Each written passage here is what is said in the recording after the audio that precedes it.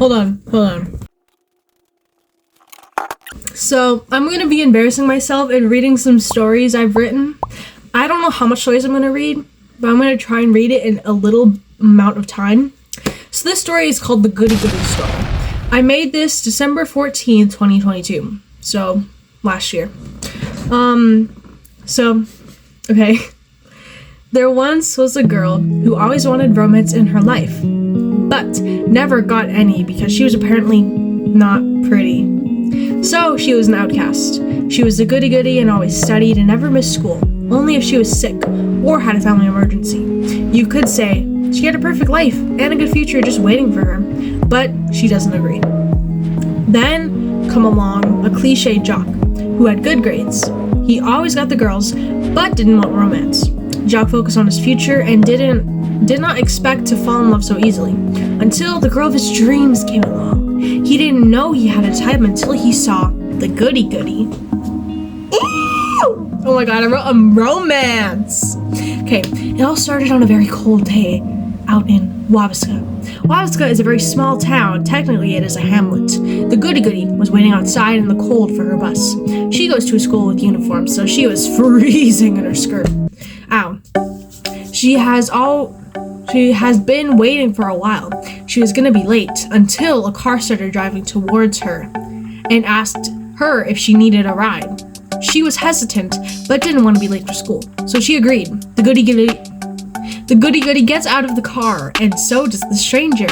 The goody goody asked, "Why are you getting out of the car?" The stranger, "I go here too." They both walk inside the school. She rushes to class. While she sat down, she suddenly saw a familiar face. It was the stranger. While he walked in, all the girls stared in amazement at his beauty. The teacher gets up and introduces him to the class. "Class, this is our new student, Owen, who just transferred from Seattle." The popular girls say, "Hi, Owen." Owen says, okay,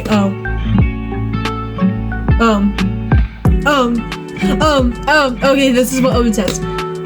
"Looks like we'll be seeing each other a lot." He winks. The goody goody says, "I guess so." Owen says, "What's your name?" The goody goody says, "Amelia." Owen, that's a pretty name that fits a pretty girl. No! That's all! It ends there! I was getting into it, guys. I was feeling the groove. Okay, let me look for another story. Okay, so this is called Life as a Homesteader. I made this on October 14th, 2022. Last year, again. I just moved to Wabasca in the early 1870s, and I bought some land and used most of my money to buy the land. All there was on my land was trees. I have to build my own house, which would probably take a couple months, or a year, tops. To just build a land for me to have a house. But once I have a home... Wait, where am I? Once I have a home, this would be an easier lifestyle to live. I first had to have the tools to actually build a house, and I need an axe, a hammer, etc. So I had to find some people, so I scattered Wabasca to find people to do some trades with, because my goal at the moment was to get some tools. So after a day, I didn't get the tools I needed. I went in the bus, and bush.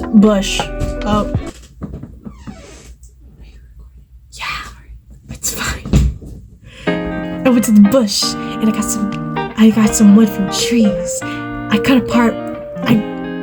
apart from the bush just so I can have a little cottage for myself. Oh my goodness, there's 3 chapters. Okay, chapter 2. I started daydreaming of a bow. I wanted my house to look, and eventually I started daydreaming of how I wanted my house to look. And eventually, I did think of a design I wanted for my house to look. It took time to assemble the walls. Then I worked on the floors. The hardest part was the roof. Just so you know, it took about a few months. I had 2 windows in the front of my house next to my door. I didn't think about getting glass, so I had to travel to Slave Lake. It was a long walk, but then in my life I never thought I would be a bitch. Oh. A hitchhiker.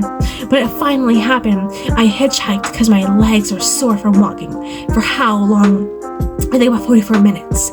So I saw this person on a horse. I asked if I could catch a ride with him to Slave Lake and back because he was running errands too. I got what I needed. I rode back home with a stranger. He was nice. I got to work and place the glass in my window, and it did crack on the ride back from Slave Lake. Chapter 3. I have a house. I have some furniture. One thing, the most important, I need clothes. Luckily, I have a what? Carabit? I don't know what that says. I just need yarn. Yeah, I don't know what this is. So I traded it with somebody to get yarn so I could crochet. I knitted this sweater and I wore it every day. Then I realized I needed food so I could have this lifestyle. I dreamed of living. I got a visitor the next day. When I was gonna go to Slave Lake, it was the guy that took me to Slave Lake. I asked if he could take me again. I needed to get food, and he agreed. In no time, we were off to get food at the local market there. I got the food I wanted. When we got back to Wabasca, I invited him over for dinner. We chatted and visited for I don't know how long, because we were chatting and talking for a while, but I really liked this lifestyle for me and the horseman, which his name is Philip. We are still the bestest of friends.